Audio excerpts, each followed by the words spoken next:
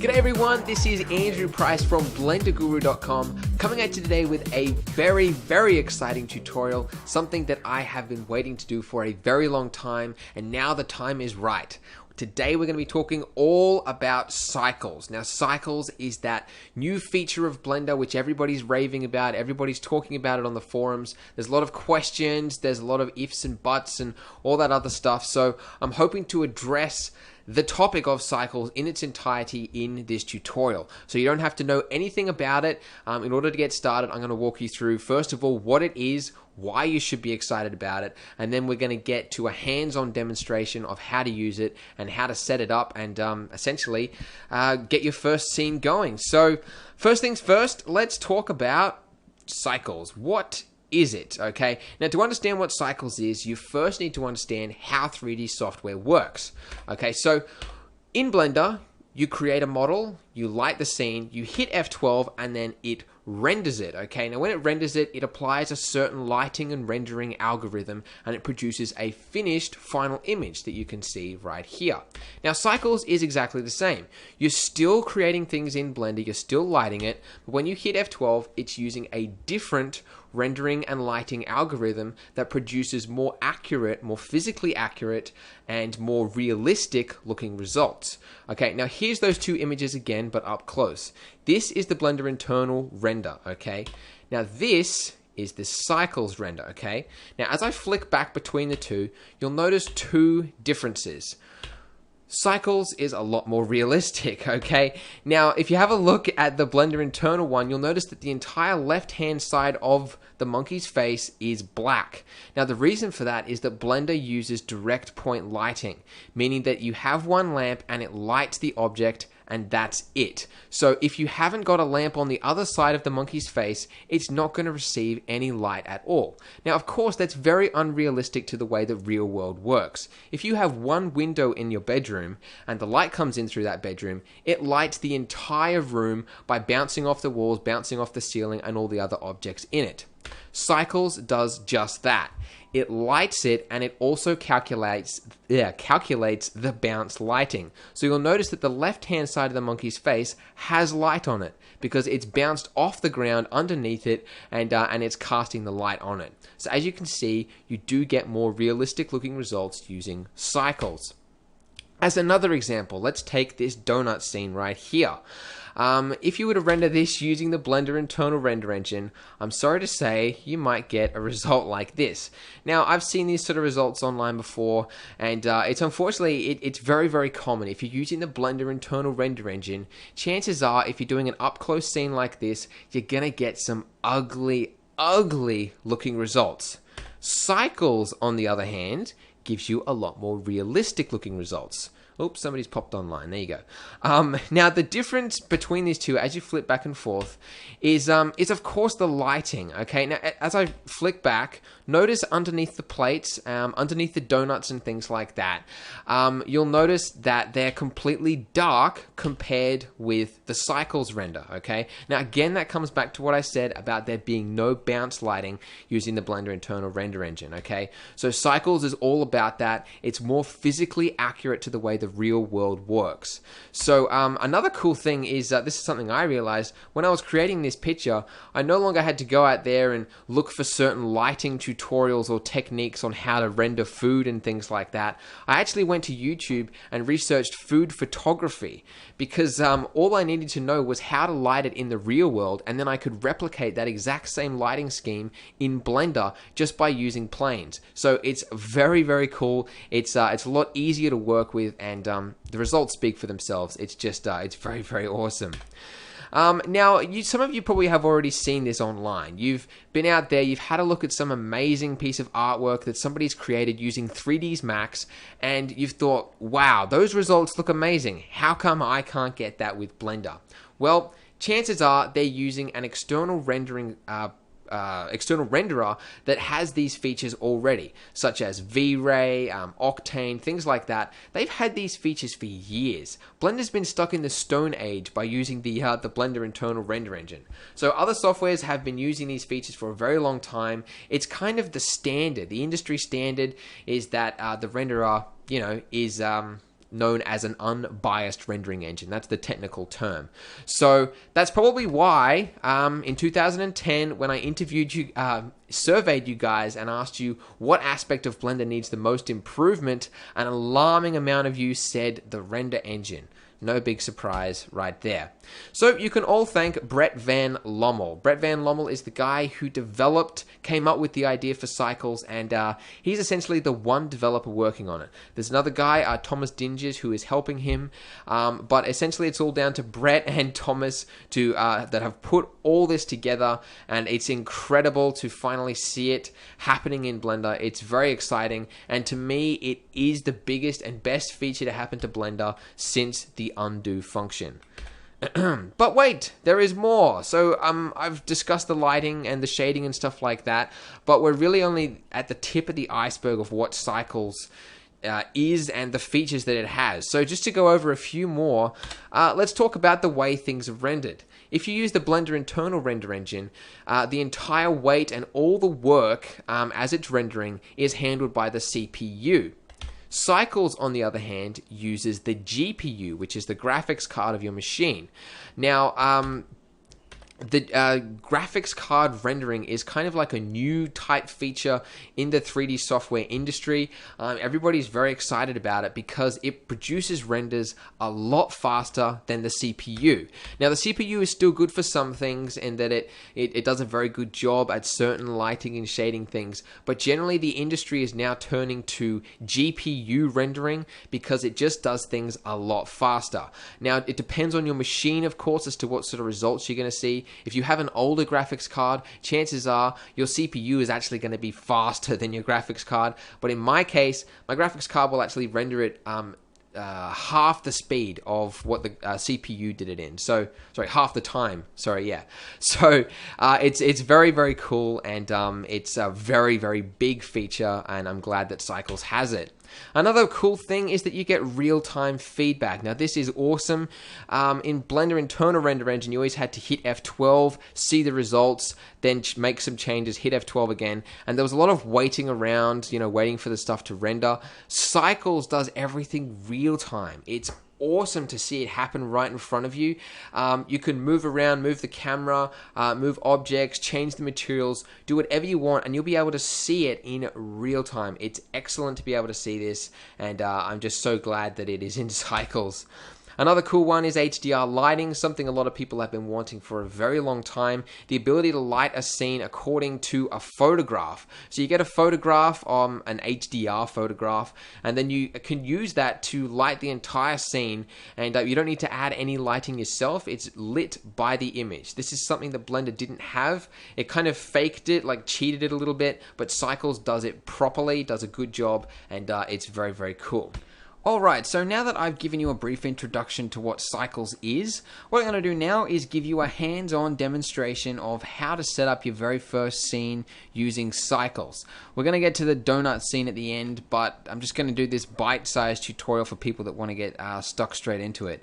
So the way to turn on Cycles is you go to the top bar, click that little drop-down box, and then you should see Cycles, so go ahead and click on that. Now, if you don't see Cycles in there, then what you need to do is go to File, User Preferences, Add-ons, and then type in Cycles, and you should see it right there. Just go ahead and check that box, and if you don't see it there, then you'll need to download a different version of Blender, which does have that there. Anyway, okay, so now you've got Cycles enabled. You will notice that in the render options here, a lot of things have changed. You'll notice that you'll see words like samples and light paths and all that other complicated stuff. That's all very advanced, and I'm sure you're going to learn about that as you use Cycles more, but it's not essential to know this stuff in order to get started, so don't let any of this stuff scare you. It's just there. The default settings usually work quite well, and I'm sure you'll pick up the rest as you go along. Now, in order to make it so that you can render everything that you see, you go down to the bottom bar here, and then in the viewport shading, you just set that to rendered. And now we can see a real rendered preview of the scene. Now, you probably won't be able to see much there at all. It's just like a grey, slightly grey cube. The reason for that is that the scene at the moment is very bland. You've just got a cube against a grey backdrop and the lighting doesn't work. So what I'm going to do is just create a very simple scene just so that we've got something to work with. Monkey. Got to add the Suzanne head, of course, or else it wouldn't be a test scene. So let's just do that. Okay, cool. Now, the way lighting works in Cycles is it doesn't actually use these lamps. Or it might in the future, like you might be able to use the sun lamp and stuff like that. But I've been advised against it because it's unnatural to the way real light works in the real world. Because these lights, if it's only going to be casting a light from its tiny little pinpoint right there. But in real life, obviously, lamps have a size to them. So, you know, the sun, for example, is a ball shape. So if you want to create a sun, you should really create a really, really small circle and then have that cast light. Anyway, I'm getting in ahead of myself there. So the way you light things in Cycles really is you use objects. So you can add any object you like, but I'm going to make this a plane, and this is going to be my lamp. Okay, now the way you make this a light is you go to the material options and then add a new material, and whoa, you will notice everything here has changed. You will not recognize any of these buttons right here, and that's of course because you've enabled Cycles now. All the materials have changed. Now that's pretty much the only thing in Cycles, in Blender that has changed.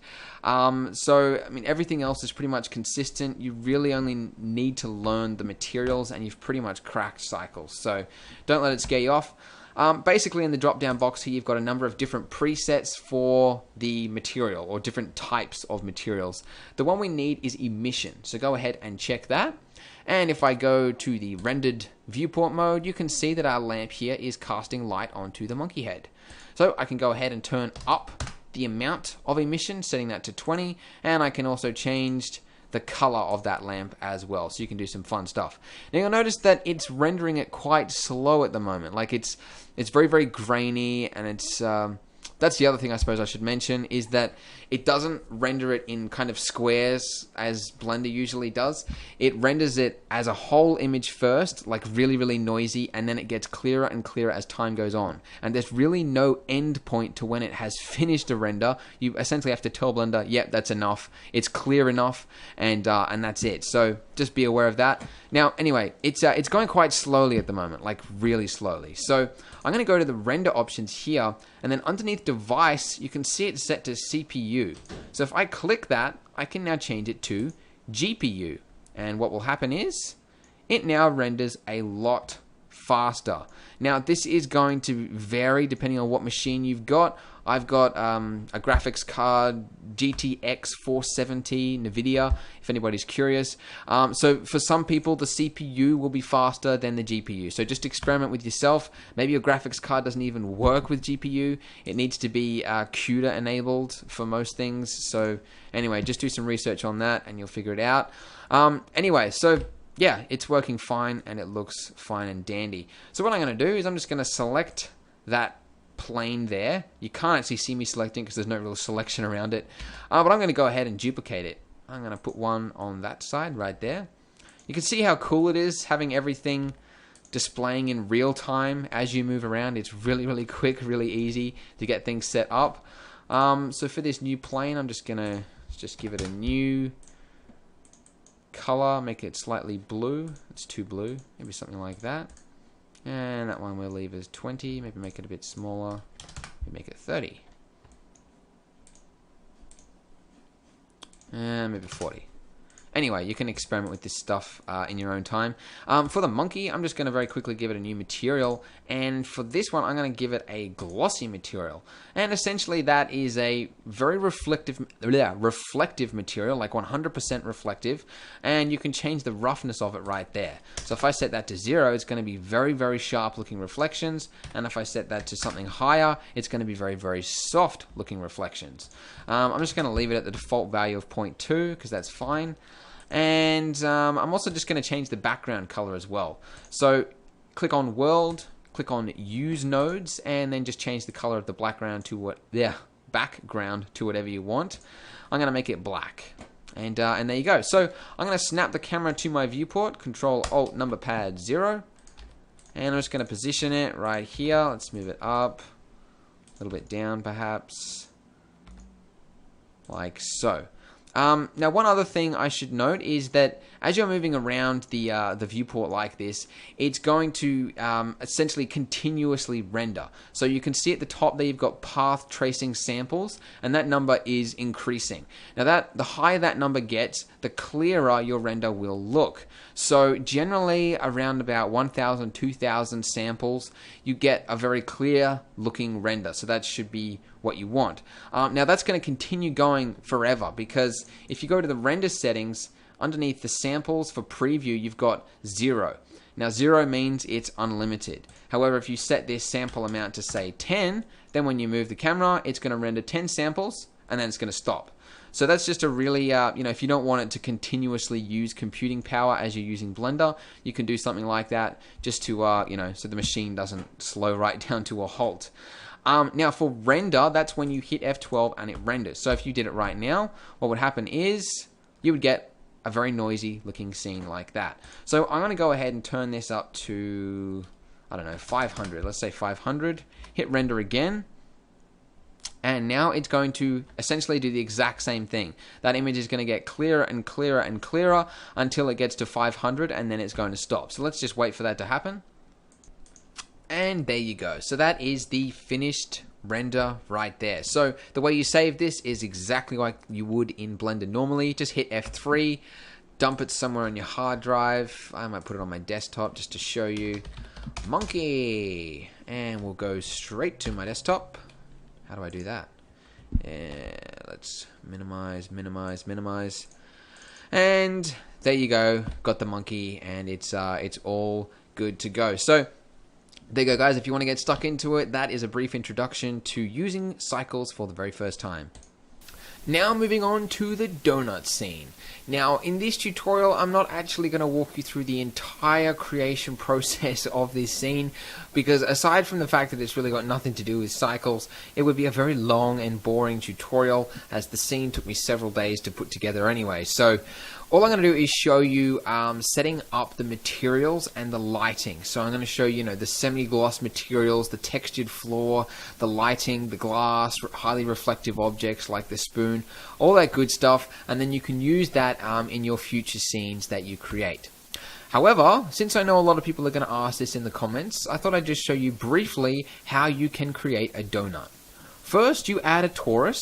You then use the fluid simulator to drop another torus on top of that to create the icing. Then you model around about 6 sprinkles. You would give them different colors, and then use the particle system to distribute that over the top of the icing. Very, very simple, very easy, and there you go. You have your very own tasty donut. Now, moving on to the tutorial. Alright, so what we've got here is the finished scene as is, but without any materials added. So all the materials are blank, they're white materials, except for the sprinkles. We're not going to do them, that's too tedious. But yeah, everything else is blank, and it's ready to go. So what I'm going to do is show you how to set up the chocolate icing material, the wooden floor material, the glass bowl, a chrome spoon, simple things like that you can learn from and use to put in your own in scenes within cycles. And as well as that, I'm also going to show you the lighting scheme, so how to set up a very simple but effective lighting system in cycles. So yeah, that's the first thing I'm going to show you. Let's jump to layer 11 right now. Just this is kind of the bare box basics of the scene here, and I'm going to show you how to set up the lighting. So first thing I'm going to do is add in a plane, and I'm going to move this up here, rotate this by 90 degrees, and scale it up.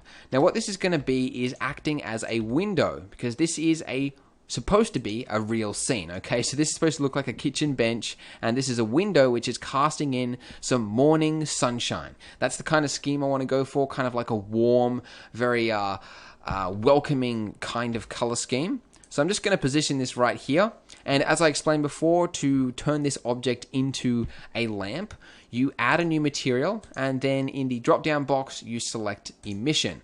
Now I'm just going to turn on rendered viewport shading just to show you what it's doing. I'm going to change the strength of it to become 30, so it's quite bright, but it'll give it a nice, really powerful kick from behind. And the color, I'm going to change it to be something of morning sunshine. Now this is debatable depending on who you ask what that would be, but I found a color like this works quite well. Now the next thing I want to do is add in a second light, and this is going to be the side light, or the fill light, or the kicker light, whatever you want to call it.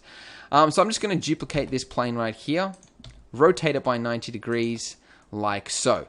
Now it's very important that when you duplicate a lamp like this, that you go to the material options and you check single user copy. Otherwise you're going to be changing the settings for both of those, as I'm sure you've probably done in the past.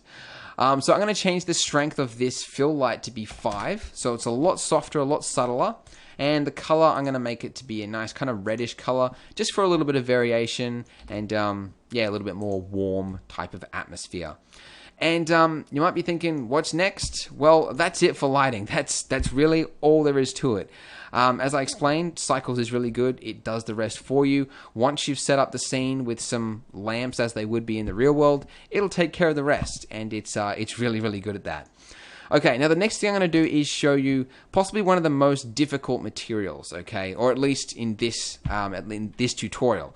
That is the wooden floor, okay? So we're going to be adding an image texture. We're also going to be making that use bump mapping. We're also going to change the scaling of that. We're going to make it slightly reflective, so it's semi-glossy. So we're going to use a different amount of different shaders to create this effect. So with the plane there selected, add a new material. And from this drop down list here, I'll just tell you a couple of the most used shaders, okay? So you've got the diffuse, that is a basic white clay material, so it's not going to have any reflectivity at all. And then you've got glossy, which is the exact opposite. It is 100% reflection, okay? So if I set this roughness down to 0, you've now got 100% mirror effect, okay? Now you can change the amount of roughness or the softness of that reflection by turning that up, but you'll notice that there's no way to turn down the reflectivity of that material. That's because you're supposed to use a different shader for that. The way you do this is by using a mix shader. A mix shader is essentially as it sounds. It allows you to mix 2 different shaders together to create one. So what we need to do is use a glossy shader combined with a diffuse shader, and this is going to allow us more control over how much reflectivity it gets as to how much normal color it would get. So it's very, very simple. You've got the factor amount at the top.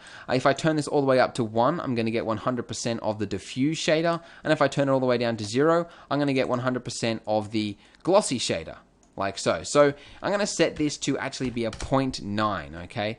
So that's going to be a blend of mostly the diffuse shader and then 10% of the glossy shader, okay? So you don't want it to be too reflective, but just a little bit, okay? All right, I'm also going to turn up the roughness as well to about a 0.1, just to give it a little bit of a soft kind of look. Now, in order to add an image texture, traditionally in Blender what you do is go to the texture panel. That's not what you do in Cycles. You do that by going to the diffuse, color, and then at the end of the color there is a little dot. You click that and you get more options, one of them being image texture. So you click that and then you've got an open image button. So click that and select the texture that you want to load in. I'm going to use one off CG Textures. And there we go. The image is now loaded into Cycles. However, you'll notice that the plane is not showing that image at all. It's kind of tweaked it a little bit. It looks orange, but the image isn't there. Why is that happening? Well, the answer is that Cycles uses a different image mapping by default. Blender uses generated image mapping by default unless you change it. However, Cycles uses UV mapping by default unless you change it. So currently right now it is using the UV coordinates of the plane to map the image to it. However, the plane has not been UV unwrapped. So that's why the image is not displaying. So you have 2 choices. 1 is to UV unwrap the plane, and 2 is to change the coordinates to become generated. That's easier, so that's what we're going to do. So you do that by going to Vector in this drop-down box here, and then underneath Texture Coordinate, set that to Generated. And voila! We now have the image loaded into Cycles, and it is as simple as that. However, you will notice here that the scaling of it is a little bit off. It's rather huge. If we had a donut sitting here, the donut would look really, really, really tiny in regards to these huge looking wooden floorboards there. So what we want to do is turn up the scaling of this image to make it look smaller, obviously. Now, normally in Blender, you've got the scaling options right underneath the image texture. That isn't so in Cycles. The way you change it in Cycles is by actually going to the node editor. Now, if I'm confusing you at this point, don't worry, it'll all make sense very shortly. The materials in Cycles are all controlled by the nodes, okay? What we were doing over here was really a simplified kind of hybrid of using the node editor. It's like really like a beginner's way of adding materials and things like that. But you'll notice that over here in the node editor, it's actually done everything that we were doing in the interface before. So it's added in an image texture, applied generated coordinates to it, then fed it through a diffuse shader, combined it with a glossy shader together at 0.9, and then outputted it into this surface right here. And that now has become the material. So it's done all that for us just by us selecting those buttons there. So it's designed to really be, it can be controlled predominantly by these buttons over here. You don't have to get into the material nodes that often. However, if you want to do advanced things, then you will have to use the material nodes. So because we're going to have to change the scaling of our image texture here, we're going to use the node editor. However, I will say at this point, this is a good thing, not a hindrance, by having to use the node editor, okay? It's really, really flexible. The more you use nodes, the more you'll know what I'm talking about. Okay, so in order to change the scaling of our image, what we need to do is drop in a mapping node in between the image node and the texture coordinate node. So right in here, and you'll see that we now have scaling options right here. So I'm now going to change the scaling to be 2.5, 2.5, and 2.5. And you'll notice that as I do that, the image over here has now adjusted, and we now have proper scaling to what we need. So that's essentially it. Really, really easy, and yeah, it's quite flexible. So you can do a whole number of different stuff here. I was having a look on Blender Artist at some of the threads in there. Some people have done some crazy setups by adding a whole bunch of different shaders together. So you can do some really cool and creative stuff using the material nodes. So definitely check it out. It is worthwhile. Now, one thing we want to do next is to add in a bump map, okay? Now, when I was first using Cycles, I was looking for the, textures. Where do I add in a bump map? Where's bump? Where's the normal button or whatever that you normally use in Blender? It's actually right here. It's displacement. Now, you might get confused by that because traditionally in Blender, when you see the word displacement, it's talking about the displacement of the geometry of the object, not those fine little bump details that you see on a texture. But that's actually what it's called in Cycles. It's called displacements. That is what bump mapping is. Now, in order to get a displacement to work in Cycles, you don't click here, or you can, but you'll see that there isn't actually an image texture option here, or at least not yet. I don't know if they're going to put one there, but it doesn't matter anyway. The way we're going to do that is by using the material nodes again. So whatever you put into this value right over here where it says displacement, that is going to be the bump mapping for the object. So if I take the output from this image texture and put it straight in there in the displacement, like so, you'll notice that the floor now has bump mapping, but it is really, really extreme bump mapping. Like if I zoom right in there, you can see exactly how much bump mapping has been applied, and it is, to say the least, a little excessive. That's because it's applying 100% maximum bump mapping. So the way we turn this down is by adding in a mix node. Now this doesn't really make a lot of sense to me, but I'm sure somebody would explain it a little bit better and whatever. But the way you turn down the bump mapping is by adding in a multiply node like this. So first of all, mix node, then changing the blend type to be multiply. Then you take the output from the image node and drop it into the, I'm not sure if it's the top or bottom, we'll find out. And then put that straight into the displacement like that. Now, the way this is supposed to work is that this factor amount here is supposed to act as the bump mapping. Yep, that's correct. So it goes into the bottom input like so, and then set at 0, you get 0 bump mapping. Okay, but if I turn this up to be 0.1, you can see you get a little bit of bump mapping. So that's a really subtle amount there. I think I used an even subtler amount. Subtler, I don't know if that's a word. Amount for my render. I think I might have used like 0.05. You don't want to get over the top with the bump mapping, because then it just looks like you're being cocky. Like, hey, I'm using cycles and I know how to use bump mapping. Aren't I cool? So just make it relevant to the scene. Don't go overboard. If it's subtle, you're doing it right. So that's a general rule of thumb there. Anyway, so that's the bump mapping for you. It's a little unorthodox to probably what you're used to, but once you've done it once, I'm sure it'll stick, and you won't have any problems in the future. Okay, so now we've done the hardest material. Let's discuss some of the others. So one of them is the plates. So I'm going to apply a material to the plates in a similar fashion to what we started to do with the floor. I'm going to add a new material, and because I want a blend of both reflectivity but with the original color of the plate as well, I'm going to have to use Mix Shader. So again, setting the top one to glossy and the bottom one to diffused. You can do it the other way around if you want, that's fine. And I'm going to make the roughness of this 0.1, so it's quite sharp looking reflections. And I'm going to change let's set that to 0, see what that is. Okay, that's 100% reflection right there. Let's set this to 0.8. Now, it's kind of hard to see the effects of it because we've got a window right behind it. But if you have a look along the edge of this plate here, you can kind of see, the effects that it's having there. So if I turn that down a little bit, it's more reflective. You turn it up. Anyway, something around that is fine. Obviously, have a look at real photos of ceramics in real life and compare it to what you're getting in cycles. But that's the gist of the ceramic material. Now, in order to apply it to the other plates in the scene, you do it the same way you would normally in Blender. You just select the objects like this, one by one, holding down Shift and right-clicking, and then select the last object again that you just applied a material to, hit Control L, and then select Materials. And it will now, if it's done it correctly, I'll just check. Yep, it's now applied that same material to all the other plates for you. So, very, very simple, very cool. As I said, you use the same methods for most of the stuff in Blender. Not a lot has changed except for the materials. So there's it's still consistent with probably a lot of what you've learned. The next thing I'm going to add in is the glass bowl. Now, this is very cool.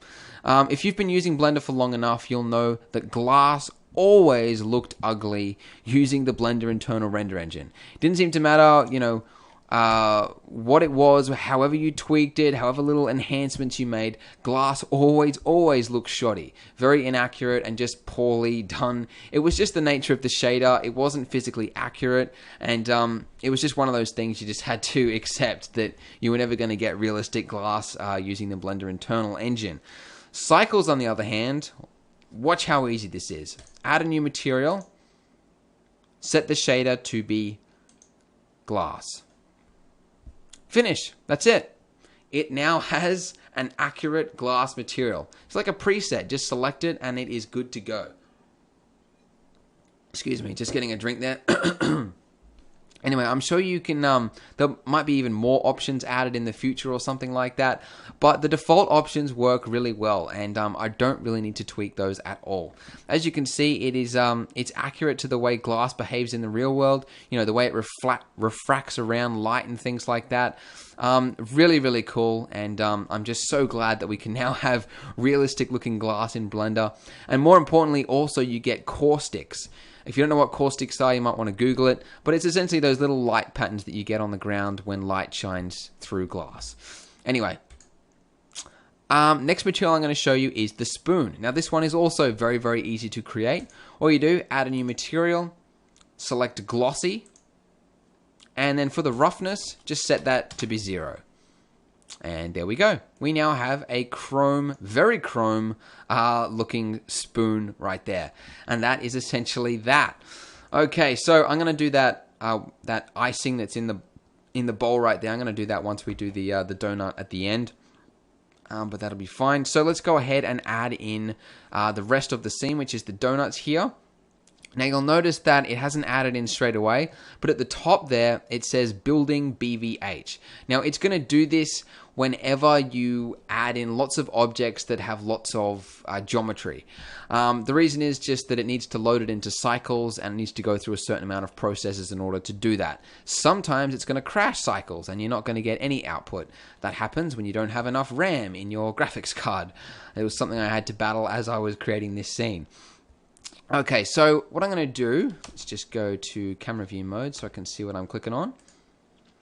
And I'm going to select this main donut here, the chocolate donut, and I'm going to show you the material that I applied for that.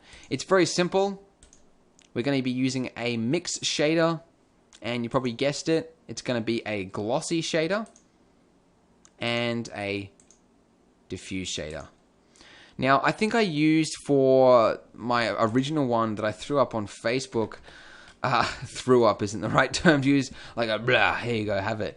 I think I used 0.8, which is, 80% diffuse and then 20% glossy, but I think a lot of people were saying it looked quite metallic and a bit fake and plasticky, which I realize is now right. So changing it to 0.9 I think works a little bit better. So it's predominantly the diffuse color with a little bit of shininess applied to it, and also I think setting the roughness to be a 0.1 gives us nicer results as well. Now the color of the icing is entirely up to you. I'm going to go with chocolate. So I'm just going to select the diffuse color there, and I'm going to make this a brown color, like so. And there you go. Nice chocolate. I think, no, roughness is definitely wrong. I think it has to be 0.2. Yeah, the lower you set that roughness amount to, the more fresh the icing is going to look. So if you set that to 0, it's going to look like it just came out, dribbled, straight onto the donut whilst it's still warm and a photo was taken. But if you want more kind of hard set looking icing, you go for a value like 0.2. And I think that looks pretty good. I think, yeah. It's not bad. I'm not going to show you the rest of the icings because it's essentially the same. It's just using that exact same material, but instead of using this diffused chocolate material that we've applied here, you use blue, you use pink, you use whatever flavor you want, really. It's up to you. Now, for the donuts as well, the way this was done, I'll just show you if you just have a look at this one right here. You can see I've got a donut. Actually, there might be one in the background. Yeah, this one right here, you can kind of see it a bit better.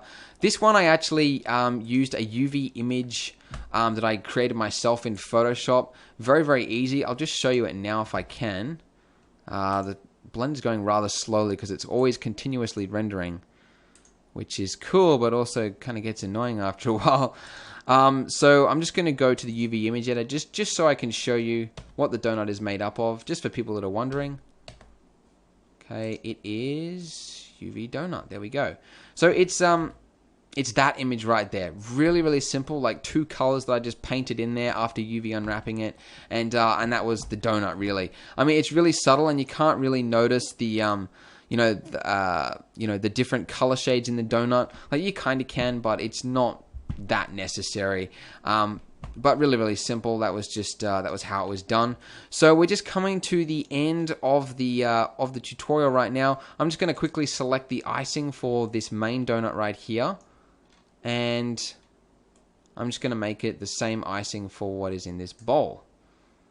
Okay, so I'm just going to go out a little bit. Let's select this one again. Control L, and then select materials. Okay, it hasn't done it for some reason. It did this before as well. Oh, actually, no, hang on, it has. Let me just adjust that. No, it has not. Okay, I'm just going to remove the material. I don't know why it's done this, but for just this material, I kind of have to select it myself. So I'm just going to very professionally do this whilst I'm recording, just to show you that sometimes things don't work for me either. And there we go. Now, that icing that's in the bowl there now shares the same material as the donut.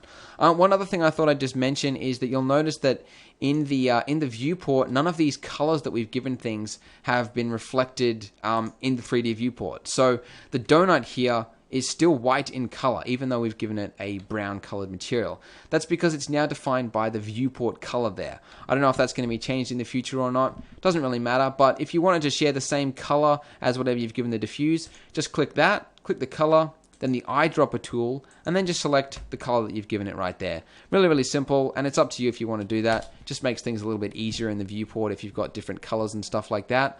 And one other final thing, I thought I'd just show you the depth of field. Now, depth of field is usually done in the compositor in Blender, but you can now do that directly inside Cycles, and it's physically accurate. Meaning you're not having to fake things and, using the Z depth or whatever. It's all done accurately according to real-world physical settings. So it's essentially, you select the camera, very similar to how it's normally done in Blender, and you select a focal point. So for mine, I've selected this, the empty, which is, I should add in the sprinkles as well, just so you can see them. There we go. So I've selected this empty here to be my focal point, but you can also just make it any distance you want. And then the size that you give the aperture is going to be the amount of defocus that it gets. So I've set mine to be a 0.004. If you set it to 0, it means there's going to be zero depth of field at all. Now, the higher that you set this, the more out of focus it's going to become, or more shallow depth it's going to become. So when I first was using this, I thought, I'll set this to, I don't know, a 0.5 or something. But watch what happens when you do that. Almost the entire scene instantly becomes out of focus, and you get this tiny point right there where you can actually see something. It's really, really touchy, really sensitive. So anything around about a 0.02 value should pretty well, it should do you well. I'm using a 0.04, mainly because it's a very small scene, donuts. You can get away with a high depth of field, shallow depth of field than you would with larger scenes. Anyway, that's it, guys. I hope you enjoyed this tutorial. I hope I have encouraged some of you guys to get out there and explore Cycles. It really is an awesome feature, and the sooner you start using it, the better, because that is the direction Blender is going in the future. Now, in approximately 1 or 2 months from now, in January or February of 2012, I'm going to have a Cycles competition where I'm going to just have an all-out who can create the best looking render with Cycles. So that is a competition for the future. So if you want to get practicing and get started, now is your time to do that. So thank you very much for watching, guys, and I will see you next time.